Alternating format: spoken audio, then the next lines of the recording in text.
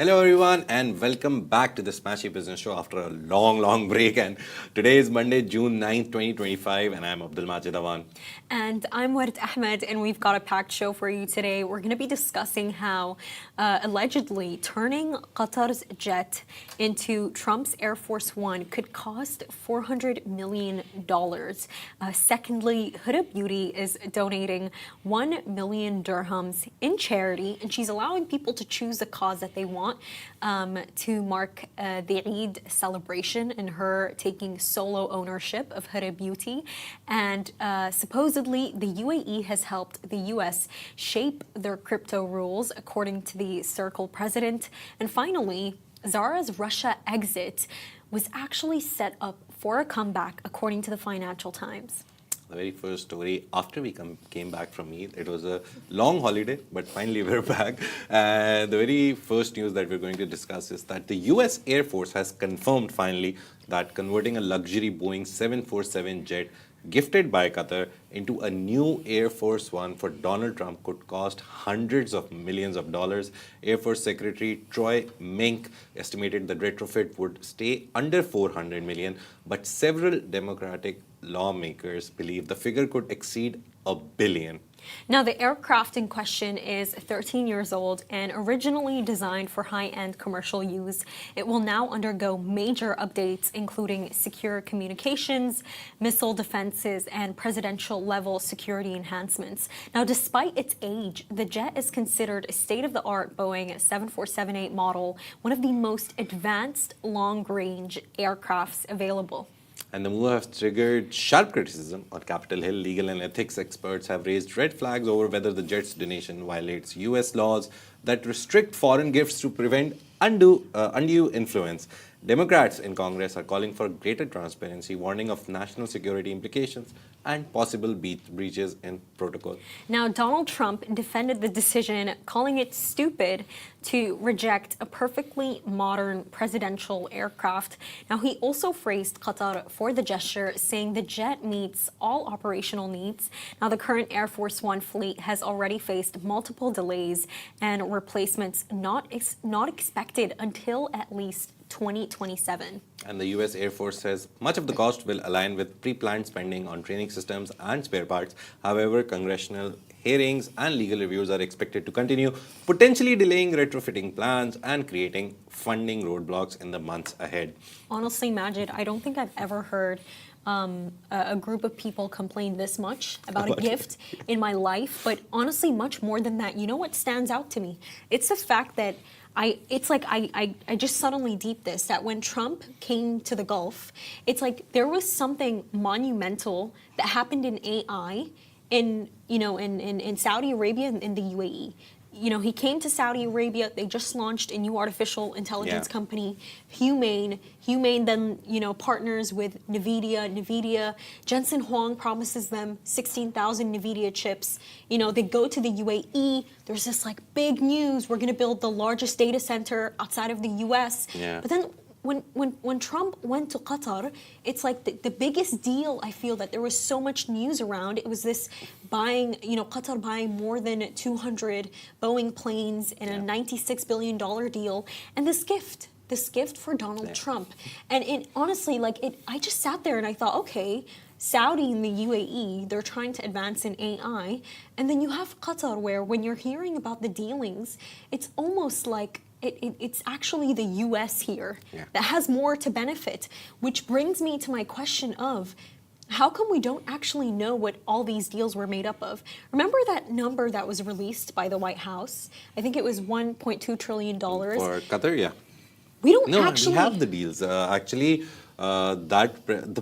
problem with these deals, I won't go into the detail of what has been signed and what not, but the deals are between private companies. The problem is that no one wants to focus on them. Everyone is like, okay, Qatar is giving 1.2 trillion to US over these years.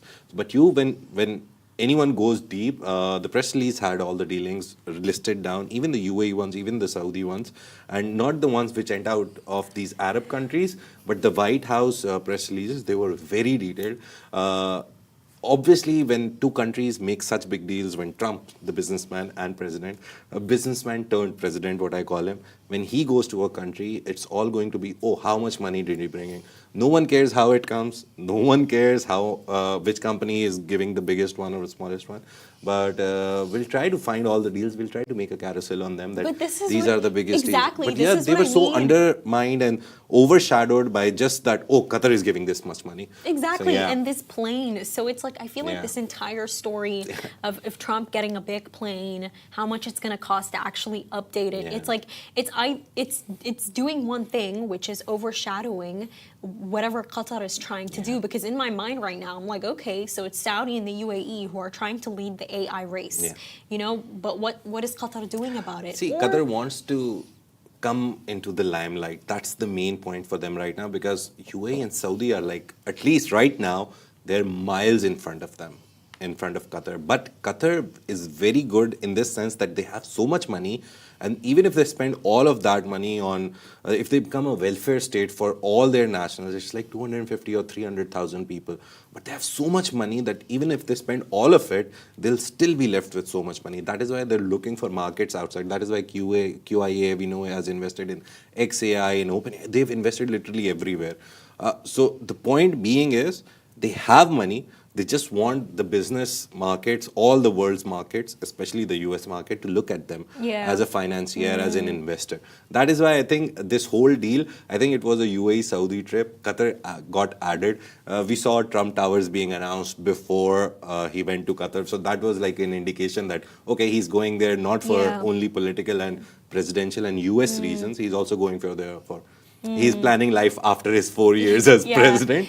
So you have to look at all of it and realize that Qatar just wants to be in the room with the big guys. That is so that is true. why all of this happened. But not everyone is a big guy sometimes. Like Yeah. the investment into Builder AI didn't exactly go really well. So basically, Qatar Investment Authority, they invested, I believe it was $300 million into Builder AI, into Builder AI. And they're also Microsoft backed. And just about now, they've announced insolvency. They've gone bankrupt.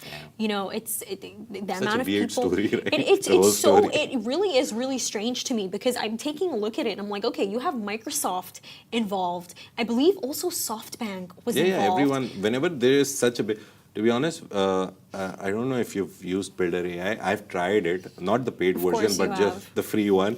Is I'm trying to get how to learn to make an app without a lot of coding. I have zero coding experience. Builder AI was one of the platforms that offered UI and basically user interface for websites and all of that. They were trying to go into apps. They went into apps. They didn't do good. But the only problem with them was apparently, reportedly, they're using humans instead of AIs on the back end. Then there's so many stories coming out now. And it's funny that all of these stories come out when someone is sinking. They never come out when someone is doing good. And that's my point. You remember Bilaban? You remember Mazen Kanan said a very nice thing. Exactly. That when someone is falling down, don't punch them. Exactly. Just be nice to them because they're falling down. Bilaban came back, I don't think thankfully. that's what he said. He was basically saying, how come all of this criticism you all had didn't come out when they were actually on the rise? The context of it is, if someone is doing bad, if someone comes through a problem, Bilaban came through the poisoning problem, Builder AI, so many things that now we're seeing that they didn't have the money, they were just hiring, this. And what's so interesting is that their website, by the way, went down, and now it's back again. Oh yeah. So I think that they're still hopeful. Do you know where the founders are from, Majid? No idea. I cannot tell. American, most probably American But founders. they look South Asian, by the way. Oh, nice. But yeah, not going good. But QIA investment, one of their investment went bad. But a lot of their investments, the big thing is that these are like small pocket change investments, I would call them, that they do because they believe that, oh, maybe this will grow big. Builder AI promised a lot. They were valued at, I think, at least some millions of dollars. I don't remember the exact valuation. So they put their egg into a basket and they thought it would go big. It crashed, but they've done better in other places as well. They've invested in XAI, they've invested in OpenAI, they invested literally wherever you see big names from UAE and Saudi, somehow they are there. So they're trying to come out, they're trying to become the big guys of the Middle East. They already are with the money that they have. just in terms of investment, they are trying to go and invest into big things. And the QIA is, I think, $500 million. It's not at a billion. Sorry, $500 billion. It's not at a trillion. So let's see. Hopefully, QIA someday will be saying, "Oh, they bought this, they bought that." But yeah, talking about money, millions. Huda Beauty, one of the stars of the UAE, Dubai, and the Middle East, is marking Eid al-Adha and a major business milestone with the pledge to donate 1 million dirhams to charitable causes chosen by its community. That was the most interesting part for me. You choose. The announcement was shared across the Huda Beauty, Huda Hotline, and Huda Qatar Instagram accounts, reaching millions of followers. And so this brand has always been about more than beauty. It's about purpose, passion, and making an impact. And this was basically the official statement that was released. Now, as Majid said, followers were basically invited to comment with the causes, communities, or organizations they believe deserve the donation. Turning this entire social action into, real social media engagement, I feel. And among the responses, the United Nations Relief and Works Agency USA, that is UNRWA USA, publicly nominated themselves to support Palestinian communities. The open call for suggestions reflects a growing trend, brands empowering their audiences to co-create the impact in moments of global and cultural significance.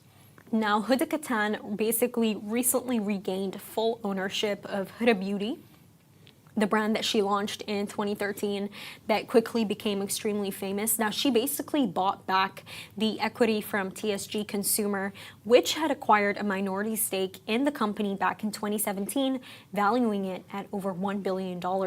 Now, basically what this donation does is it underscores the brand's renewed mission to blend beauty with social responsibility and, to turn consumer engagement into real-world change. It was really funny seeing the comments that UNRWA was like us. Everyone was like, this cause, this cause, this cause. They were like us. I don't know why they feel like they would be chosen, especially with the fact that they're based in the US. Yeah. So UNRW has different country branches, but I think the main headquarters is in USA.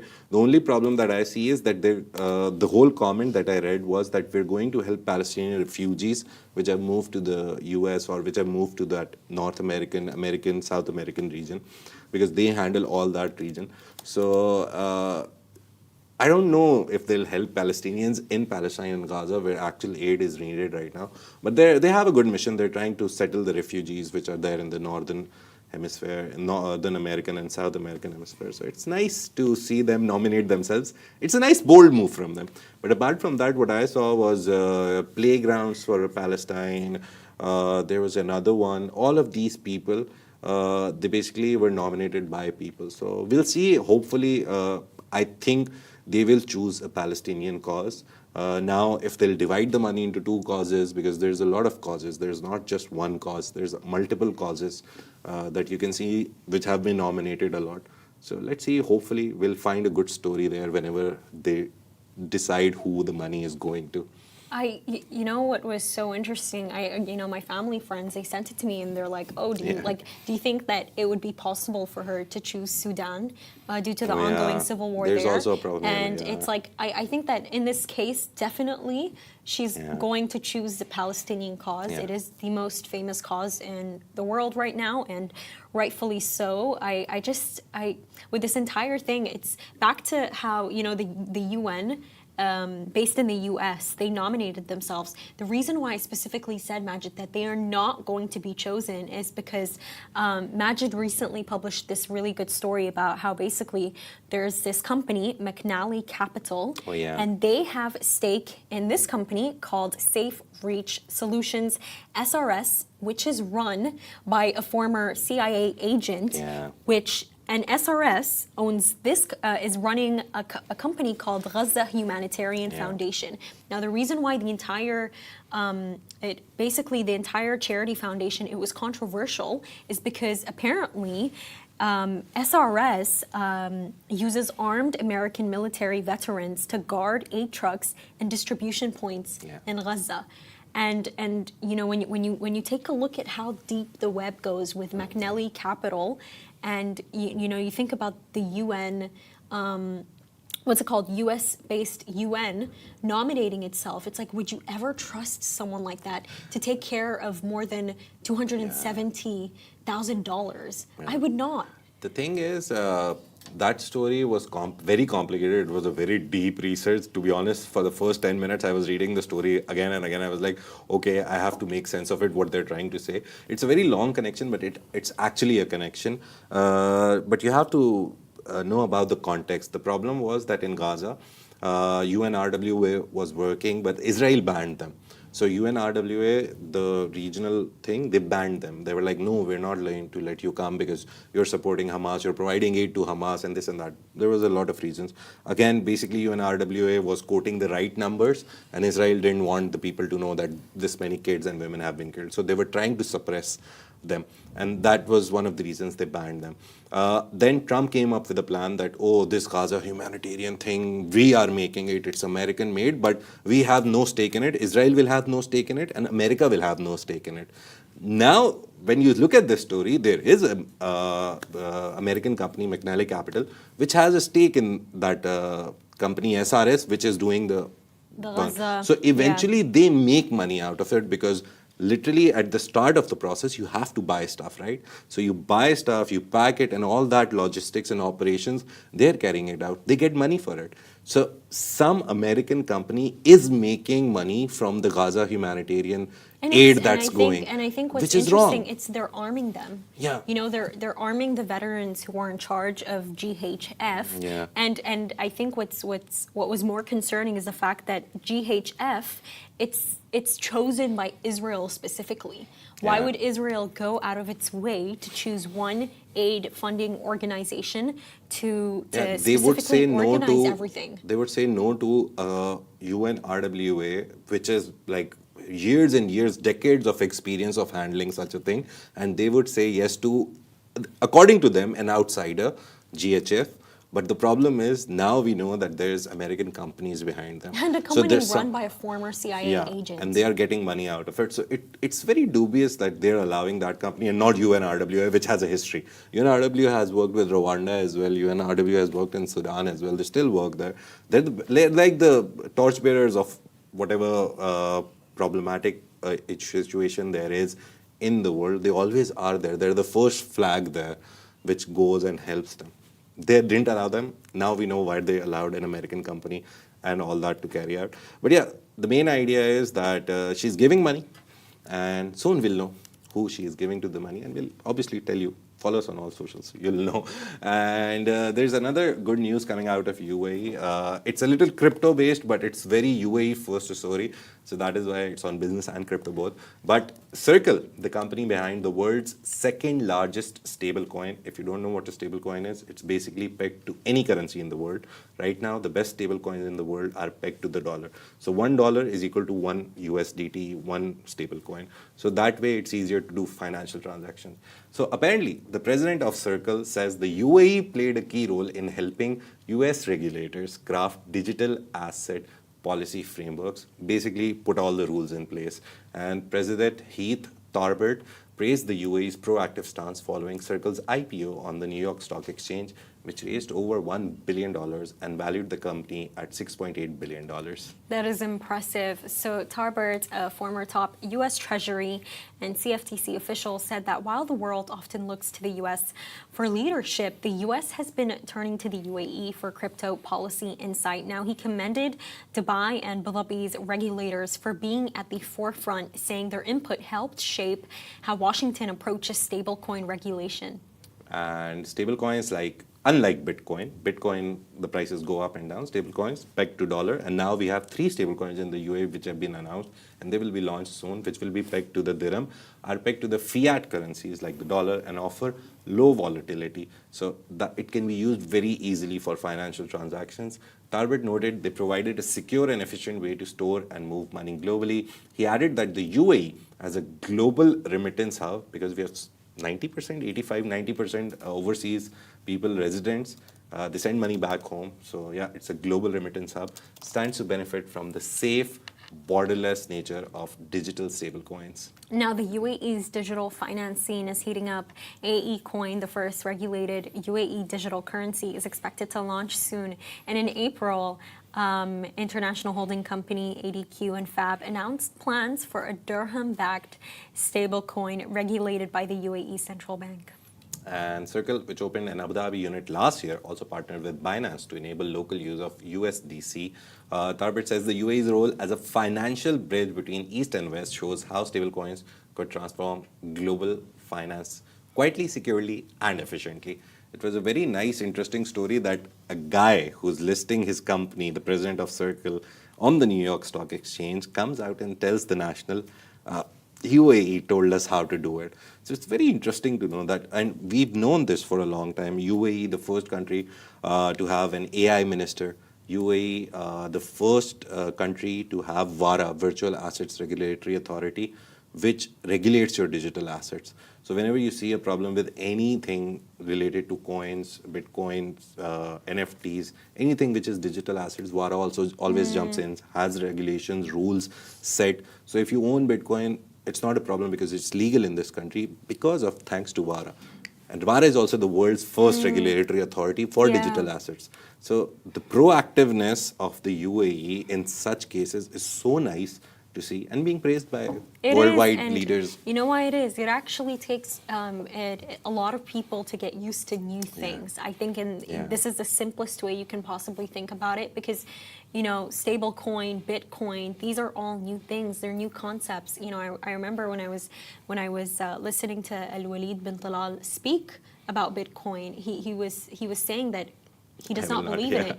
Yeah, he does not believe in it, and that, you know, he's not going to invest in it. And he even brought up J.P. Morgan. He was like, my friend J.P. Morgan does not believe in it either. And Al-Walid bin Talal, he's a Saudi billionaire, richest in the Middle East, and he's saying that. But then you have the UAE, who's completely embracing all of these new things, and I think they're that's bullish why, on coins. They're bullish why on they're ahead. cryptocurrency. Yeah.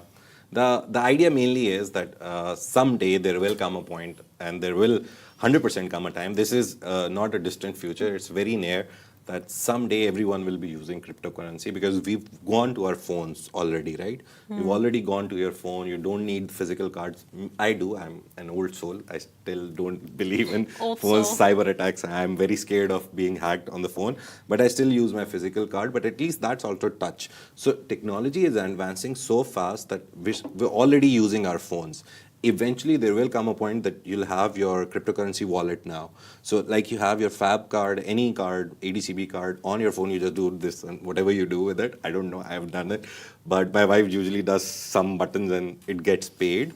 But eventually your wallet will be there and you'll be paying through your wallets. So you'll be paying through Tether and you'll go to a hotel and they'll be like, yeah, we accept Tether, we accept this, we accept Bitcoin, we accept this. And you'll just do the same that you do with your card. And it's not a distant future because I remember there was an event recently and Dubai tourism head, we shared the video of him saying also that Dubai wants to become the first city in the world, and then UAE obviously the first country in the world, where now you will come to the hotels and pay with your crypto for all the services. So they're trying to enable, at least in hospitality and tourism places, crypto payments. So soon we'll see that in UAE, and then obviously when one country implements it, everyone has their eyes on you and like, oh, how is this working? Is it doing good? It's doing good. Let's do it now at our place. So one country just needs to take the initiative. The good thing with UAE is I think they need to take an educational initiative too, because with Bitcoin and all that. Yes, I do believe that, and I'll tell you why, Majid. Everywhere that I look, you know, you have these people who are telling you, I'm literally going to make you like a Bitcoin expert, and I go on these like different sites and I open YouTube, and it's so confusing. I think you're like the only person who probably explained it in the simplest way possible. Of okay, if you want to do this in a safe way, you know, maybe check out an app like Sarwa, but it's all so confusing, and I think that the UAE will possibly at some point take lead on this, the same way that they've taken lead on artificial intelligence. The Crown Prince of Dubai, His Highness Sheikh Hamdan, he launched AI Week, and he didn't just do it as like this big conference that's happening for a week. He also applied it to schools where they have to add in a lesson to actually teach kids artificial intelligence. So and then UAE also has like from grade 1 to grade 12 in at least the government schools, it's compulsory to have AI as a course. So you look at AI, that's big. You look at cryptocurrency, UAE, I think, has some magic sphere where they're looking at the future and they know that these two are going to be the biggest things in the world, and they already are, to be honest. Bitcoin price now, I remember Bitcoin became the fifth biggest asset in the world when Trump came and Bitcoin surged to 109. That was the all-time high at that point. Now it has gone past 111. But I remember it became the biggest asset in the world at fourth place, and Google came down. So imagine Google's shares came down and Bitcoin beat it. So eventually there will come a point when Bitcoin will be the top. The basic thing, as Word said, that there is a lack of education. The best thing that you can do is take $10. It's not financial advice very clearly, but if you want to learn it, it's like using a camera. So if you look at the camera on photos and you just be like, okay, this is the button that you have to press, but you don't actually press the button, you won't know it. All the apps that are in the UAE, since it's legal, I can tell you that go to any app that you want. You go to Binance. Binance is very detailed, very visually confusing. Sarva, I'm not supporting Sarva. It's not financial or paid promotion, but I use Sarva for the basics of basic transactions. So it's very simple. You see some coin and it's at $2, just buy it. So you buy 1 unit for $2. For example, the next day it goes to $4, sell it. You made $2. It's as easy as it is. The problem is with fluctuations. So it can happen. There is a very high chance you buy it for $2 and the next hour it goes to $0. By the way, Zara has a newsletter. Oh, yeah, they yeah. keep you informed. They send you an Even email. on their app, they have so much news that you stay updated. Like, oh, this is happening. You don't need to move to a news one. You just can. The best one for me, if I want to look at it, and the world's biggest news source plus crypto source for what's happening is Coin Market Cap. Everyone loves it. Has such detailed graphics. Has historical data of over 10 years. So that's Coin Market Cap. But the best thing is take $10 and invest into an app.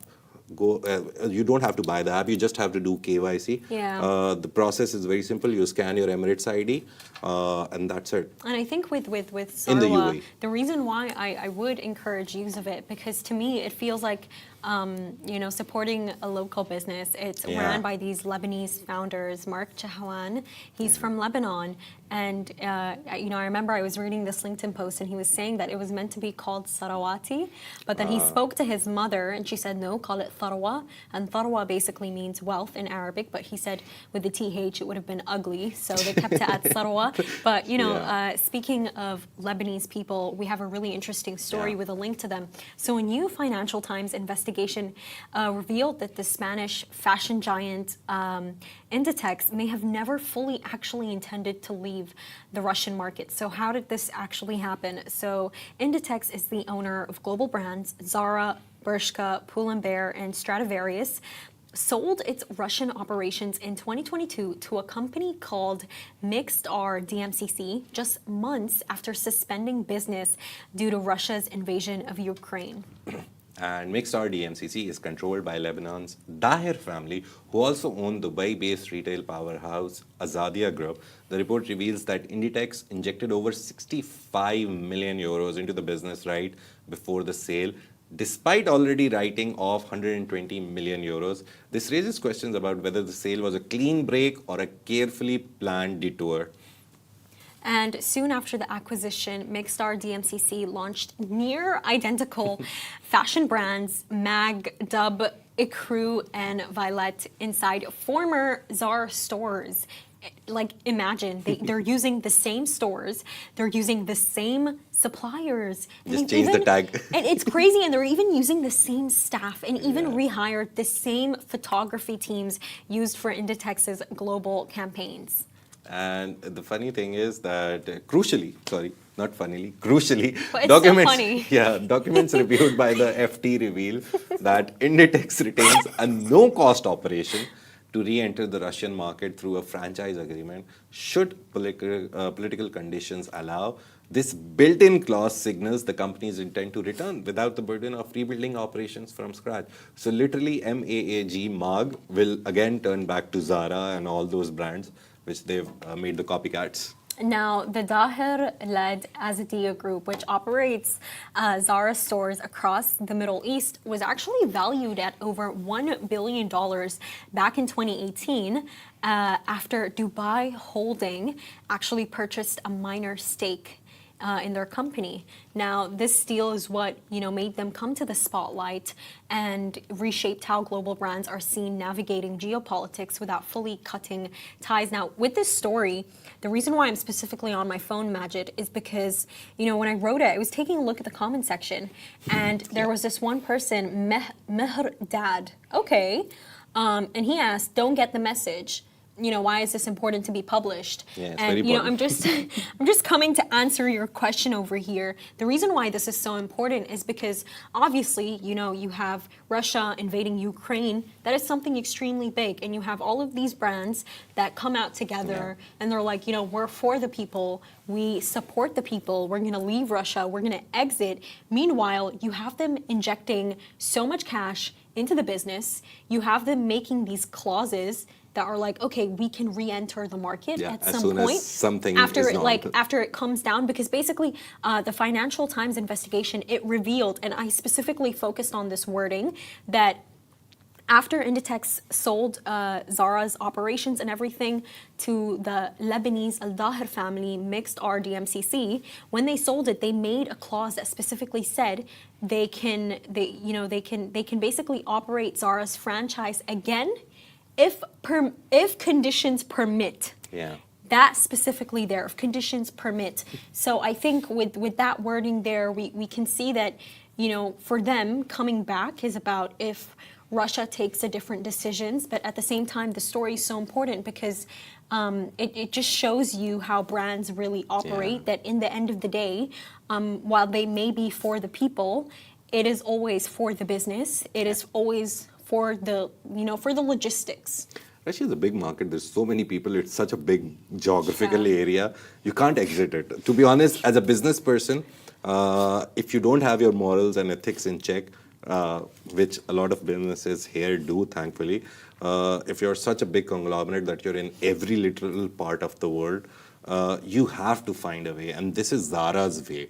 Going through a side company, Daher family, telling them to buy nearly all of it and rebrand it, and then put a clause there that the day everything is perfect, the day Russia is accepted in the international community, the day conditions permit, we'll just come back. So this is, to be honest, it's not one of the stories. It's happened over the world, across the globe, over decades. It's just Zara has been caught in detail. Thankfully to FT, they did a nice report. But I remember when the October 7 happened like 2 years ago, a lot of people boycotted all the big soda brands, Coca-Cola, Pepsi, this, that, blah, blah, blah, blah, blah. I specifically remember from Pakistan, and then we saw Palestine Cola come out. We saw so many companies I saw launch Aziz their drinking cola. one. Yeah. I'm like, where'd you get that from? So the idea was in Pakistan, I remember there was a story, we also did it on Smashi Business, very early times when I joined, that there is a version of Pepsi, there's like a product of Pepsi which discontinued like 10 years ago.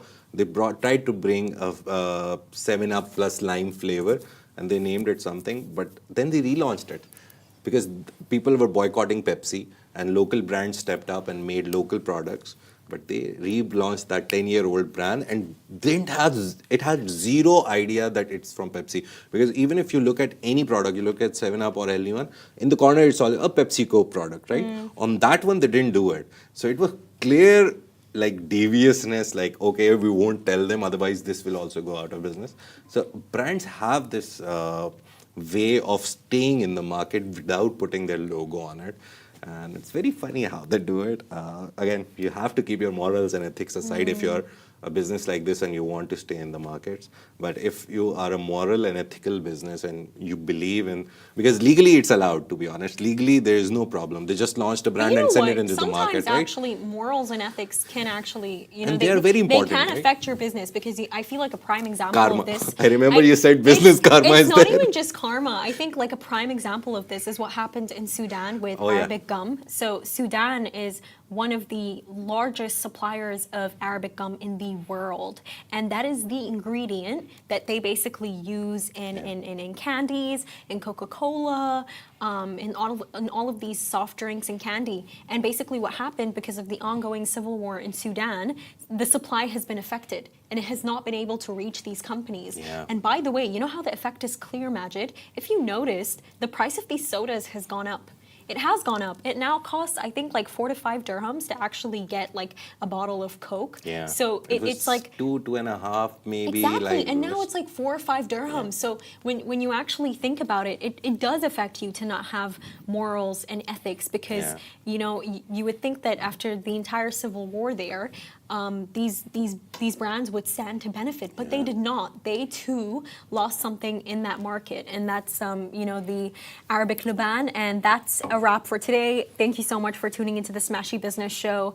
Make sure to follow us across all social media channels at Smashi Business, and stay ahead with our daily newsletter.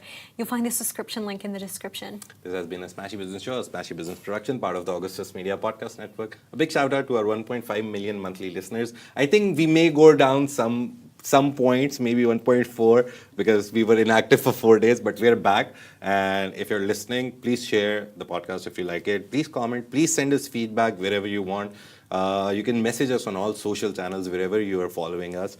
We love to read feedbacks, and we would love for you to tell us. We got a feedback recently. Word told me if you can quickly tell what the feedback was from the guy. No, he was nice Yeah. for the most part. He was really nice for the most We got part. feedback, and we love more feedback. So please send us feedback. And today is also the day for Smashy Sports Show.